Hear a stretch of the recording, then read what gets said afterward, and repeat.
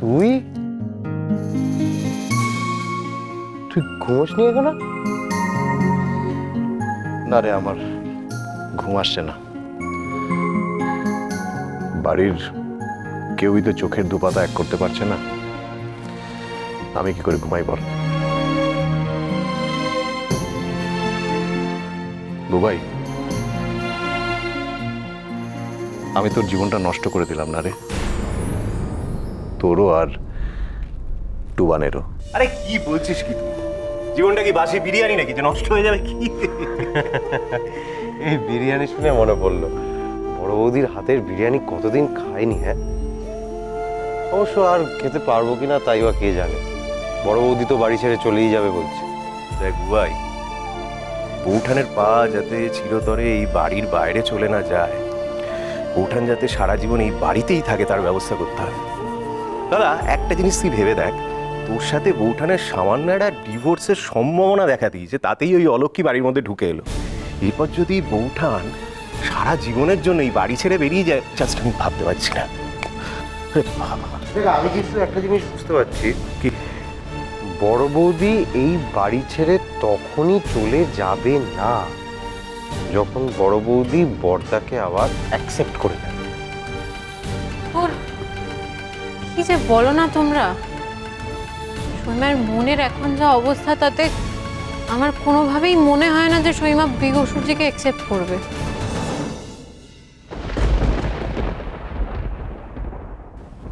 আর তাছাড়া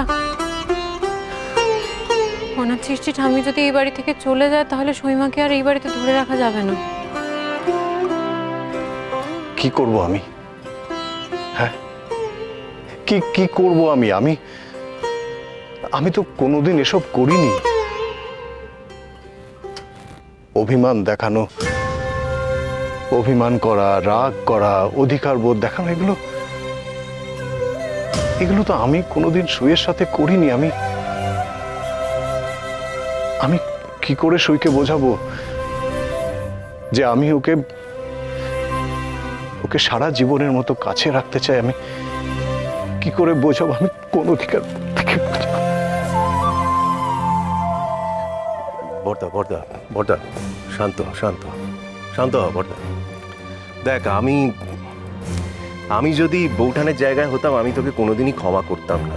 তুই বৌঠানের সাথে যা যা করেছিস, কিন্তু এই ক্ষেত্রে তোকেই দায়িত্ব নিতে হবে, তোকেই কিছু একটা করতে হবে যাতে বৌঠান তোকে ক্ষমা করে। কিন্তু কি করে টুবান, কি করে বল?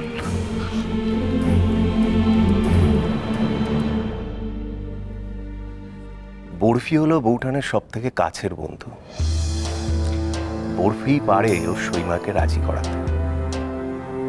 তোমরা যা খুশি বলো, আমি এই নিয়ে সৈমাকে কোনো রকম কিচ্ছু বোঝাতে পারবো না, আমি জোর করতে পারবো না গো। আমি সবার সামনেই বলেছি আমি সৈমার আবার বিয়ে দিতে চাই, কারণ সৈমার জীবনে যা যা পায়নি, সম্মান, ভালোবাসা, একটা সুখের সংসার, সব কিছু সৈমার জীবন সঙ্গী সৈমাকে দেবে। আমি সৈমাকে ভালোবাসার স্বাদ পাওয়াতে চাই। আর এমনি যদি বেগসূর্যে সৈমায়ের মন জয় করতে পারে, সৈমায়ের মনের মানুষ হয়ে উঠতে পারে তো হয়ে উঠুক, আমার কোনো অসুবিধা নেই। বেগসূর্য যদি সৈমাকে ভালোবাসায় ভরিয়ে দিতে পারে, যদি সৈমাকে একটা সুখের সংসার দিতে পারে, আমার থেকে বেশি খুশি কেউ হবে না। কিন্তু যদি বেগসূর্য সৈমায়ের যোগ্য জীবন সঙ্গী না হয়ে উঠতে পারে, তাহলে সেটা অন্য কেউ হবে। বরফি, বরফি, কি বলছো তুমি? তুমি আমাকে হেল্প করবে না? আমাকে হেল্প করবে না তুমি বরফি? আগে আপনি নিজেকে হেল্প করতে শিখুন। কই, যখন সৈমাকে অমর্যাদা করতেন, যখন অন্য একটা সম্পর্কে জড়িয়ে পড়েছেন, এই সব সময় তো আপনার হেল্প লাগেনি, তাহলে এখন লাগছে কেন বলুন তো? বড়দা, আমি একটা কথা বলি, তুই একটা চাকরির ব্যবস্থা কর। তোর চাকরি, তুই তো বাড়ির বড় ছেলে, এই মুহূর্তে ওটা সব থেকে বেশি দরকার। বিশ্বাস কর, নাহলে নাহলে পরিবারটা ভেঙে যাবে।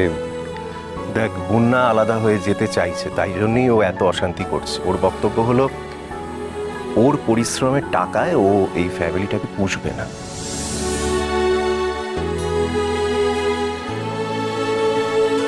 তোর এখনো ঘুমোসনি? এই চল, বললাম দেখেছিস, এই তো আমরা ঘুমোতেই যাচ্ছিলাম।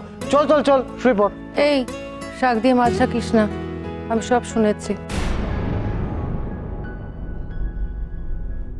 কি কি কি কি- কি কি শুনতে পেয়েছিস তুই? সত্যি রোজগারের খুব দরকার রে। কি করা যায় বলতো? আমার মাথায় না দুটো সমাধান এসেছে জানিস। যদি সেগুলো করা যায় তাহলে হয়তো একটা কিছু সুরাহা বেরোতে পারে। কি কি কি? এক দেখ, আমাদের বাড়িটা তো যথেষ্ট বড়, যদি আমরা পেইং গেস্ট রাখি, আর দুই যদি আমরা অফিসে অফিসে খাবার ডেলিভারি করি। কি? মানে আমি, ধিঙ্গি আর কাজল সামলে নিতে পারবো। এইদিকে শোন, এইদিকে শোন। কি বল? কি বলছিস তুই? তুই রান্না করবি? হ্যাঁ, না না, এটা হবে না, হবে না। বোকা বোকা কথা বলিস না তো। সারাটা জীবন তো শুধু রান্নাই করে এলাম রে। রান্না করা কি ছোট কাজ নাকি রে? আর তাছাড়া বন্যা যে কথাগুলো বলেছে সেগুলো তো আমিও শুনেছি। দেখ, তুই পারবি নিজের সংসারটাকে ভেঙে যেতে দেখতে? না রে। আর যখন নিজের কাঁধে আমি দায়িত্ব নিয়েছি সংসারটাকে টানবার, তখন একটা সমাধান তো করতেই হবে। আর দেখ, আমার কাছে তো কোনো কাজই ছোট নয় টুবান। এই রান্না করে আর তোরা বুঝে উঠতে পারছিস না। থিঙ্কি, রান্না করাটা তো ব্যবসা, বল, বিজনেস তো। তাহলে তাহলে ছোট কিসের? বাহ, এটা তো বেশ ভালো আইডিয়া, হ্যাঁ, ব্রিলিয়েন্ট আইডিয়া। এই আমি তোমাদের টিমে থাকতে পারি তো? ঠিক, আমি রান্নাটা শিখে নেবো। না, আপনি থাকতে পারেন না। আমি যেটা বললাম সেটা মাথায় রাখবেন। আর তাছাড়া কদিন বাদেই তো আমি এই বাড়ি ছেড়ে চলে যাব।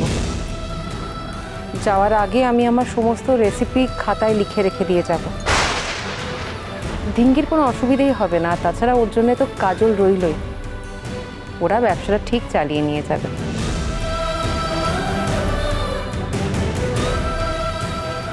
সই, যেতে কি হবেই সই? যেতে তো হবে। বড় পিসিমণি কেমো নিয়ে চলে গেলেই আমি এখান থেকে বেরিয়ে যাব। আর আমার এই সিদ্ধান্তে কোনো নড়চড় হবে না।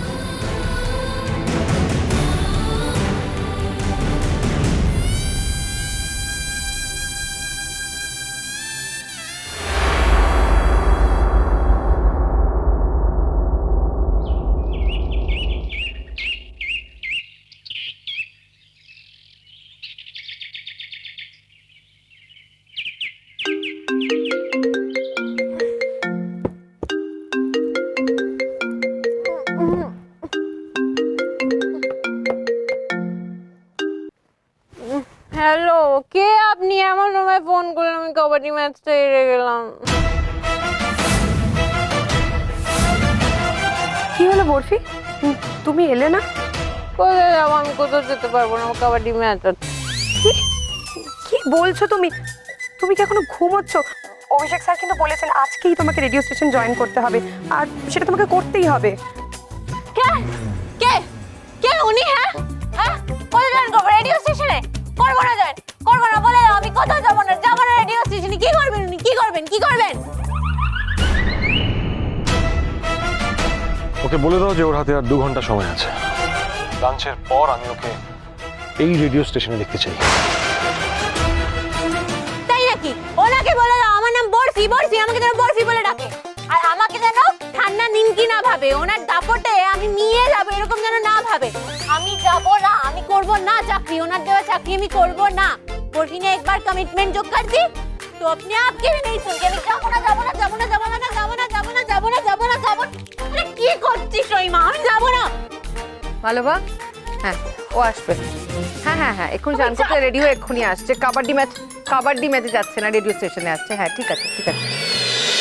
আমি তবে সহচরী